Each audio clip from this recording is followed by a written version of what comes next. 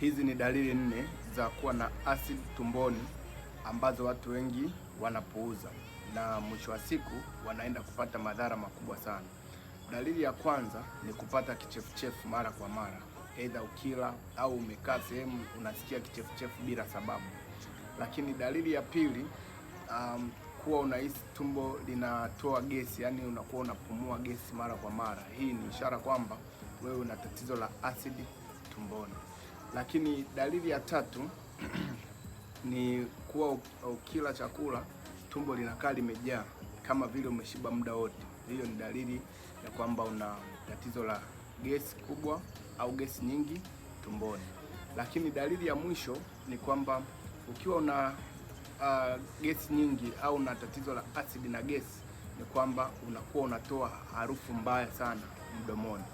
Sasa kama una dalili hata mbili kwenye hizo nilizozitaja, hiyo ni ishara kwamba una tatizo la asidi na gesi tumboni ambayo imefika kuwa nyingi sana. Sasa nini ufanye ili uondokane na tatizo hili? Cha kwanza, achana kabisa na kula vyakula ambavyo vinaweza kuzalisha asidi na gesi kwa wingi.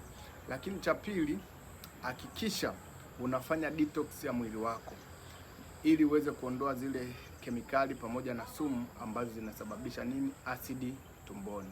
Lakini kama unapitia hali hii, andika neno afya ya tumbo ili niweze kukusaidia kuondokana na changamoto hii kwa njia ambayo ni salama na rahisi zaidi.